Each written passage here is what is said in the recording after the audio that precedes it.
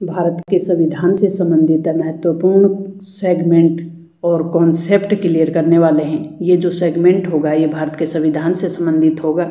A little progress every day, छोटे छोटे प्रयास से हम बड़ा रिजल्ट पा सकते हैं, ए बिग रिजल्ट। संविधान क्या होता है? तो प्यारे विद्यार्थियों, किसी भी देश का सर्वोच्च कानून होता है जिसके अनुसार किसी देश की शासन व्यवस्था चलाई जाती है, उसको कहते हैं संविधान। तो भारत का जो संविधान है वो सर्वोच्च कानून है, यानी विधान है, जो संविधान सभा द्वारा, किसके द्वारा बनाया गया था? संविधान सभा द्वारा।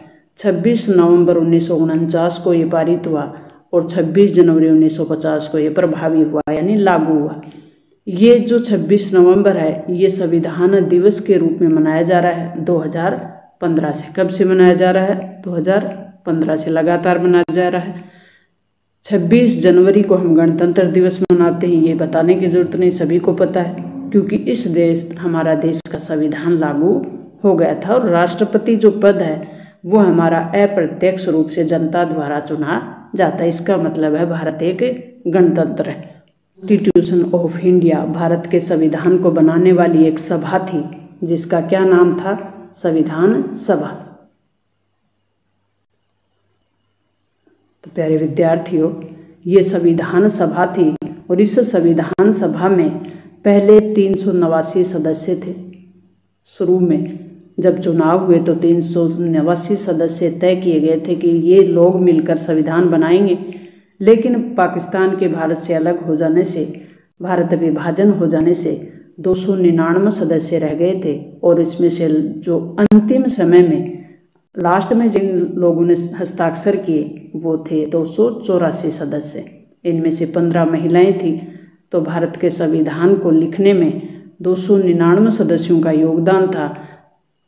तो ये जो लोग थे 299, इनकी एक सभा थी, संविधान को बनाने में महत्वपूर्ण भूमिका निभा रहे थे। उनका नाम, उस सभा का नाम था संविधान सभा।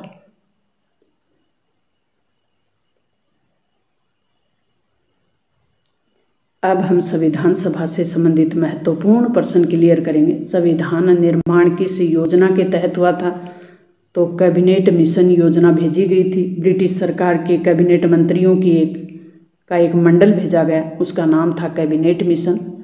तो ये किस योजना के तहत हुआ? कैबिनेट मिशन योजना। संविधान सभा की पहली बैठक कब हुई? 9 दिसंबर 1946 को। भारत का संविधान कब अंगीकृत हुआ? तो 26 नवंबर 1949 को। और 26 नवंबर को हम क्या मनाते हैं? संविधान दिवस। कब से? 2015 से। भारतीय नागरिकों को कितने मौलिक अधिकार मिले हुए हैं? मूल संविधान में भारत के नागरिकों को 7 मौलिक अधिकार प्राप्त थे, लेकिन वर्तमान में कितने हैं? 6। 7 मौलिक अधिकार। संपत्ति का मौलिक अधिकार कब हटा दिया गया? 44वां संविधान संशोधन करके 1978 में, 78 में। कौन सा अधिकार हटा दिया? संपत्ति का अधिकार। अब कितने बचे हुए हैं? 6। मूल संविधान में कितने थे? 7। संविधान में कुल कितने अनुच्छेद हैं? 395। डॉक्टर अम्बेडकर ने संवैधानिक जो उपचारों का अधिकार है उसको क्या कहा है? संविधान का हृदय और आत्मा। क्या कहा है? संविधान का हृदय और आत्मा। संविधान सभा के अस्थायी अध्यक्ष किसे बनाए गए थे? किसको बनाया गया था? अस्थायी सच्चिदानंद सिन्हा को। संविधान सभा के संवैधानिक सलाहकार कौन थे? BN राव। 13 दिसंबर 1946 को संविधान सभा में उद्देश्य प्रस्ताव रखा गया था। तो ये प्रस्ताव किसके द्वारा रखा गया था?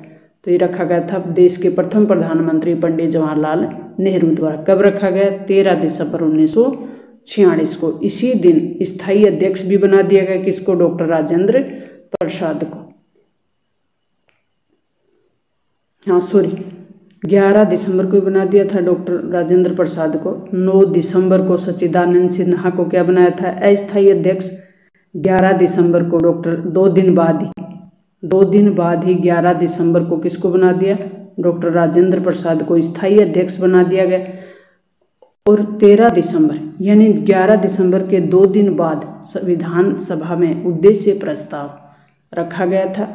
कैबिनेट मिशन भारत कब आया था? मार्च 1946 में। डॉक्टर राजेंद्र प्रसाद को संविधान सभा का स्थायी अध्यक्ष कब बनाया गया? 11 दिसंबर 1946 को। संविधान सभा में कुल कितना समय लगा? 2 वर्ष 11 माह और 18 दिन का समय लगा। संविधान सभा की प्रथम बैठक कितने सदस्यों ने भाग लिया था? तो प्रथम बैठक में 211 सदस्यों ने भाग लिया था और ये प्रथम बैठक कब हुई थी? 9 दिसंबर 1946 को। संविधान सभा की कुल सदस्य संख्या कितनी निर्धारित की गई थी? सबसे पहले 389, 89। 296 सदस्य ब्रिटिश भारत से लेने थे और 93 सदस्य कहाँ से लेने थे? देशी रियासतों से। देशी रियासतों का मतलब था राजा और रजवाड़ों का जो शासन था उस क्षेत्र से 93 सदस्य लेने थे। संविधान निर्माण की महत्वपूर्ण समिति प्रारूप समिति के अध्यक्ष थे, वो कौन थे? डॉक्टर भीमराव अंबेडकर। कौन सी समिति? प्रारूप समिति। ये समिति महत्वपूर्ण समिति थी, इसीलिए डॉक्टर भीमराव अंबेडकर को संविधान निर्माता माना जाता है। बाकी 299 सदस्य इसमें महत्वपूर्ण भूमिका निभा रहे थे, लेकिन जो प्रारूप समिति थी, इस समिति का जो काम था वो संविधान का प्रारूप तैयार करना था और ये समिति ही इतनी महत्वपूर्ण थी और इस समिति का अध्यक्ष होने के कारण डॉक्टर अंबेडकर को संविधान निर्माता माना जाता है। संविधान का जनक किसे माना जाता है? डॉक्टर भीमराव अंबेडकर को। भारत का संविधान लागू हुआ 26 जनवरी 1950 को। भारत के संविधान में कुल कितने भाग हैं? तो 22 भाग हैं। भारत के संविधान में कुल अनुसूचियाँ कितनी हैं? 12 अनुसूचियाँ हैं। मूल संविधान में कितनी थी? 8 अनुसूचियाँ थी। वर्तमान में कितनी हो गई हैं? 12। 9वीं अनुसूची 1951 में जोड़ी गई। 10वीं अनुसूची दल बदल से संबंधित है। 11वीं अनुसूची पंचायती राज से संबंधित है। 12वीं अनुसूची नगर निगम जो सरकार है उससे संबंधित है। तो 12 अनुसूचियाँ हो चुकी हैं। मूल संविधान में कितनी अनुसूचियाँ थी? 8। संविधान सभा के पुनर्गठन में कुल कितने प्रतिनिधि चुने जाने थे? पुनर्गठन में 324। मूल अधिकारों का उल्लेख संविधान के किस भाग में किया गया है? संविधान का भाग 3 है जो मूल अधिकारों की बात करता है। मूल अधिकार वे अधिकार जिनके बिना नागरिकों का सर्वांगीण विकास संभव नहीं है। तो नागरिकों के वो अधिकार जिनके बिना सर्वांगीण विकास संभव नहीं है और जिनकी सुनवाई न्यायपालिका करती है, यानी उन अधिकारों की रक्षा कौन करता है? न्यायपालिका। उसको कहा गया मूल अधिकार। मूल अधिकार किस देश से ग्रहण किए हमने? अमेरिका से। संविधान के किस भाग में नीति निर्देशक तत्वों का उल्लेख हुआ है? भाग 4 में। और नीति निर्देशक तत्व हमने कहाँ से लिए हैं? आयरलैंड से लिए हैं, मतलब हमने किसी से उधार नहीं लिए। जब हमारा संविधान बनाया जा रहा था तो डॉक्टर अंबेडकर ने 60 देशों के संविधानों का विश्लेषण किया, उनका अध्ययन किया और उसके बाद भारतीय परिस्थितियों के अनुसार उन बातों को ग्रहण किया। तो उसका मतलब है हमने आयरलैंड के संविधान से कौन सी बात सीखी? कि हमारे देश के पास भी नीति निर्देशक तत्व होने चाहिए। अनुच्छेद 21 में शामिल है जीवन की स्वतंत्रता। अनुच्छेद 21 क में शामिल क्या है? शिक्षा का अधिकार। संविधान की प्रस्तावना में कितने प्रकार के न्याय की बात की गई है? 3 प्रकार के न्याय की बात की गई है। कौन कौन सी? प्रस्तावना आपने पढ़ी होगी तो सामाजिक, आर्थिक और राजनीतिक। सामाजिक, आर्थिक, ए का मतलब आर्थिक और आर का मतलब राजनीतिक, ये क्रम है।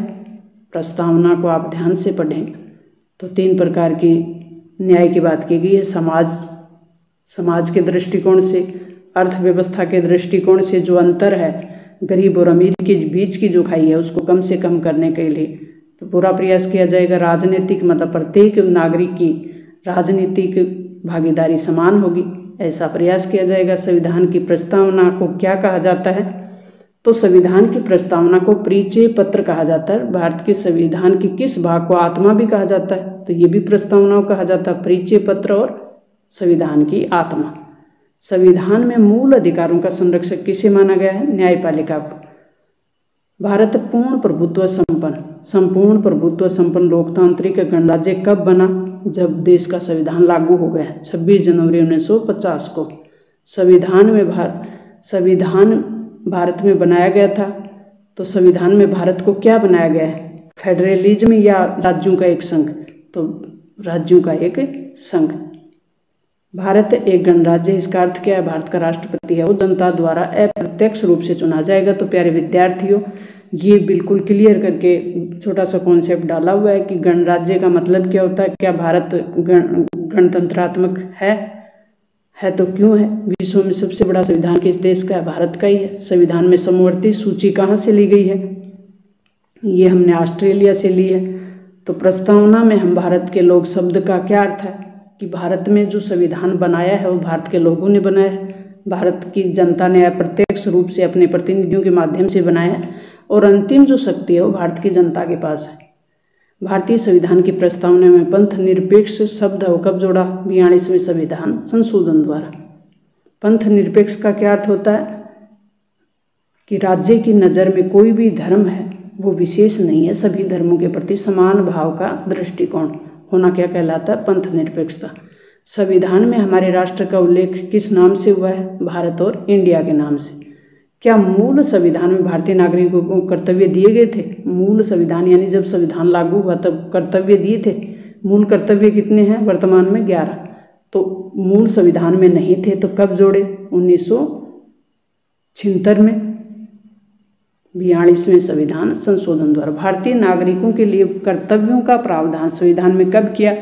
1976 में। अब तक भारत के संविधान की उद्देशिका में कितनी बार संशोधन किया जा चुका है? तो एक बार ही हुआ है। उद्देशिका मतलब प्रस्तावना। एक बार हुआ है 42वें संविधान संशोधन 1976 में, और 42वें संविधान संशोधन को मिनी संविधान भी कहते हैं क्योंकि उस समय बड़े कई संशोधन एक साथ हुए थे, तो इसको मिनी संविधान भी कहते हैं। संविधान निर्माण के समय कौन सा आदर्श प्रस्तावना में शामिल नहीं किया गया था? तो कौन सा ऐसा आदर्श था? समाजवादी उस समय नहीं था, तो कब जोड़ा गया? ये भी 1976 में जोड़ा गया 42वें संविधान संशोधन द्वारा। भारत के संविधान में संघात्मक व्यवस्था किस देश से ग्रहण की हमने? तो कनाडा के संविधान की जो संघीय व्यवस्था है उससे प्रभावित है हमारी संघीय व्यवस्था। भारत राज्यों का एक संघ है। संविधान में एकल नागरिकता का जो सिद्धांत है, कॉन्सेप्ट है, वो हमने कहाँ से लिया है? ब्रिटेन से। संविधान सभा में उद्देश्य प्रस्ताव किसके द्वारा प्रस्तुत किया गया था? पंडित जवाहरलाल नेहरू द्वारा। कब? 13 दिसंबर को, 13 दिसंबर 1946 को। भारतीय संविधान को बनाते हुए भारतीय संविधान सभा में कुल कितने अधिवेशन हुए? 12। संविधान निर्माण में कुल कितना समय लगा? 2 वर्ष 11 माह 18 दिन। डॉक्टर अम्बेडकर की अध्यक्षता में संविधान की एक प्रारूप समिति थी और उस समिति में कुल कितने सदस्य थे? 6। भारतीय संविधान का प्रथम प्रारूप किसने तैयार किया था? BN राव ने, जिसका पूरा नाम है बेनेगल नरसिंह राव। समाजवादी, पंथ निरपेक्ष और अखंडता 3 शब्द एक साथ जोड़े गए थे प्रस्तावना में। ये कब जोड़े गए? 42वें संविधान संशोधन 1976 द्वारा। समाजवादी, पंथ निरपेक्ष और अखंडता कैसे याद करोगे? सप्पा। भारत के संविधान में धर्म निरपेक्ष शब्द का सही अर्थ क्या है? राज्य का कोई अपना धर्म नहीं है। संविधान की उद्देशिका को राजनीति की जन्मपत्री किसने कहा था? KM मुंशी ने। संविधान की प्रस्तावना में कितने प्रकार की स्वतंत्रता और समानता का उल्लेख हुआ है? तो 5 प्रकार की स्वतंत्रता का उल्लेख हुआ है। विचार, अभिव्यक्ति, विश्वास, धर्म और उपासना की स्वतंत्रता, और 2 प्रकार की समानता। संविधान की आधारशिला किसमें निहित है? उद्देश्य प्रस्ताव में। प्रस्तावना जो संविधान का दर्शन है वो कहाँ मिलता है? प्रस्तावना में। संविधान का दर्शन किसमें दिखता है? प्रस्तावना में। संविधान के किस भाग को संविधान की कुंजी कहा जाता है? तो प्रस्तावना को। तो प्यारे विद्यार्थियों, ये कंटेंट मेरे द्वारा बड़ी मेहनत से तैयार किया गया है। मुझे उम्मीद है कि ये संविधान सभा क्या थी, संविधान क्या है, संविधान से संबंधित महत्वपूर्ण जो प्रश्न हैं वो आज आपको क्लियर हो गए। राजस्थान जीके का पूरा कंटेंट अपने यहाँ डाला हुआ है। राजस्थान भर्ती एग्जाम की किसी भी प्रकार की तैयारी आपका कोई भी मित्र, दोस्त और रिश्तेदार कर रहा हो तो उस तक अपना चैनल जरूर शेयर करें। मिलते हैं नेक्स्ट और महत्वपूर्ण इसी प्रकार के छोटे छोटे कॉन्सेप्ट के साथ, ताकि बड़ा रिजल्ट प्राप्त किया जा सके। Thanks, all the best.